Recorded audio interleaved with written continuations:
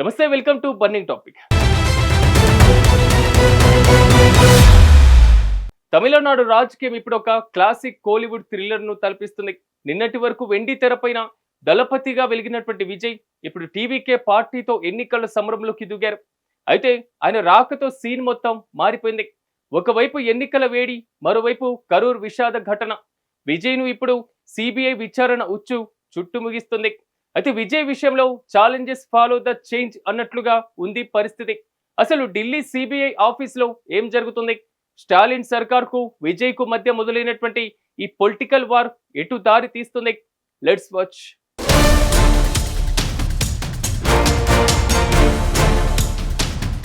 తమిళనాడు అనగానే మనకు గుర్తొచ్చేది ద్రావిడ రాజకీయాలు.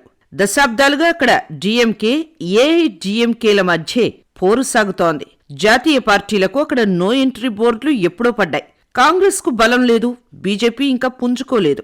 ఇలాంటి టైంలో విజయ్ ఎంట్రీ నీలి రంగు నుండి ఒక చిన్న చినుకులాగా మారింది.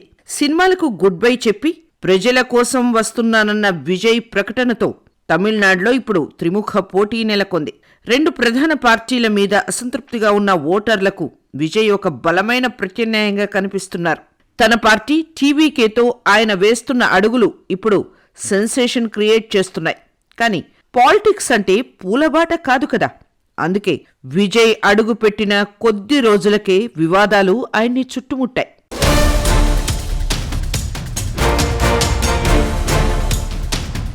తమిళనాడు రాజకీయ చరిత్రను గమనిస్తే అక్కడ జాతీయ పార్టీలకు చోటు దక్కడం గగనమే. ముఖ్యంగా కాంగ్రెస్ పార్టీ పరిస్థితి ఖాళీ పాత్ర చాలా శబ్దం చేస్తుంది అన్నట్టుగా తయారైంది.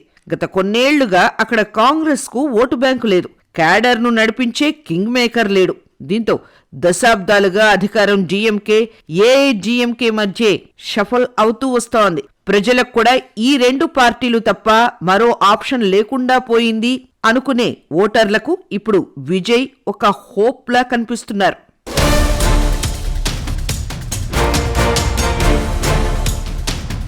విజయ్ కేవలం సినిమా గ్లామర్ ని నమ్ముకొని రాజకీయంలోకి రాలేదు. స్థిరంగా ఉంటే రేసు గెలుస్తుంది అన్న ఫార్ములాను ఆయన ఫాలో అవుతున్నారు. ద్రవిడ పార్టీల సిద్ధాంతాలకు భిన్నంగా కాకుండా అదే సమయంలో తనదైన ముద్ర వేయాలని చూస్తున్నారు. డిఎంకే వారసత్వ రాజకీయాలను, ఏఐడిఎంకే అంతర్గత కలహాలను గమనిస్తున్న యూత్ ఇప్పుడు టీవీకే వైపు మొగ్గు చూపుతోంది. విజయ్ ఎంట్రీతో ఇప్పుడు తమిళనాడులో ద్విముఖ పోరు కాస్త ముక్కోనపు పోటీగా మారింది.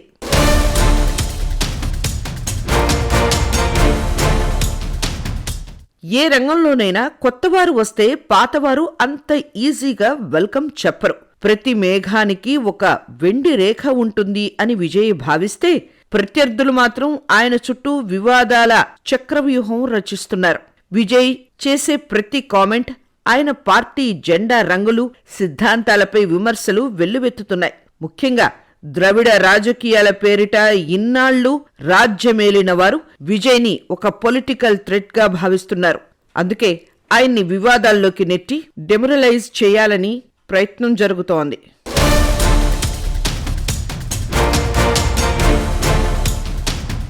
చాలా మంది విజయ్ ని కేవలం ఒక సినీ నటుడుగా చూస్తున్నారు. కానీ గ్రౌండ్ లెవెల్లో పరిస్థితి వేరు. విజయ్ తన అభిమాన సంఘాలను సేవా సంస్థలుగా మార్చి గత 10 ఏళ్లుగా క్షేత్రస్థాయిలో బలోపేతం చేశారు. ఇది ఒక రాత్రిలో జరిగిన మార్పు కాదు. ప్రత్యామ్నాయం కోరుకునే ఓటర్లకు విజయ్ ఒక పర్ఫెక్ట్ ప్రత్యామ్నాయంగా కనిపిస్తున్నారు. అదే ఇప్పుడు అధికార, ప్రతిపక్ష పార్టీల్లో వణుకు పుట్టిస్తోంది.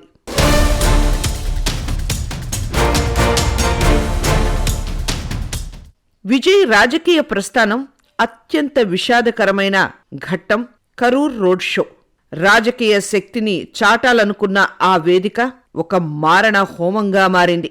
అక్కడ జరిగిన తొక్కిస్లాట్లో ఏకంగా 41 మంది ప్రాణాలు కోల్పోవడం దేశవ్యాప్తంగా సంచలనం సృష్టించింది. ముందుగానే పోలీసులు జాగ్రత్త పడలేదా, లేక విజయ్ టీం అతి ఉత్సాహం ప్రదర్శించిందా అనే చర్చ మొదలైంది. ఈ ఘటనను సుప్రీంకోర్టు అత్యంత తీవ్రంగా పరిగణించింది. శాంతి భద్రతల వైఫల్యమా లేక పార్టీ నిర్వాహకుల తప్పిదమా అన్న కోణంలో సిబిఐ విచారణకు ఆదేశించింది. దీంతో దళపతి విజయ్, సినిమా షూటింగ్ల నుంచి ఇప్పుడు సిబిఐ ఆఫీస్ మెట్లు ఎక్కాల్సిన పరిస్థితి నెలకొంది.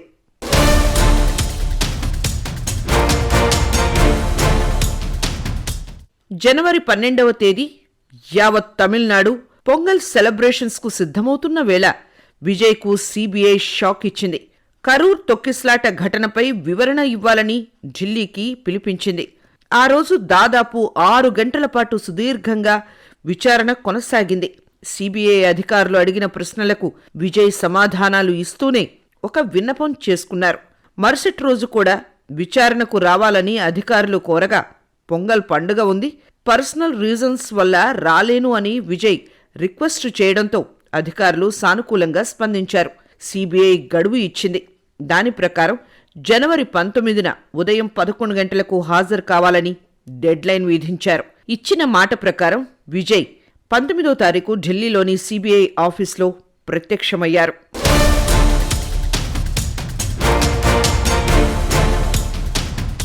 గత విచారణలో విజయ్ చెప్పిన సమాధానాలు ఇప్పుడు హాట్ టాపిక్ గా మారాయి. కరూర్ తొక్కిస్లాట విషయంలో తన ప్రమేయం ఏమీ లేదని, అంతా పోలీసుల వైఫల్యమేనని విజయ్ కుండబద్దలు కొట్టినట్లు సమాచారం.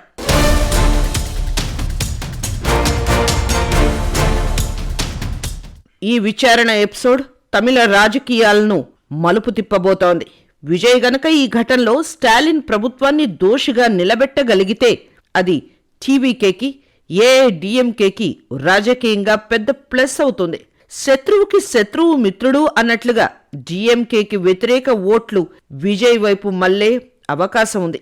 అయితే మరోవైపు ఒకవేళ సిబిఐ విజయ్ సమాధానాలతో సంతృప్తి చెందకపోతే పరిస్థితి ఏమిటి?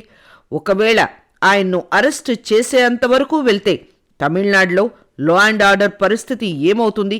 అభిమానుల ఆగ్రహం కట్టలు తెంచుకుంటుందా అనే భయం రాజకీయ వర్గాల్లో నెలకొంది.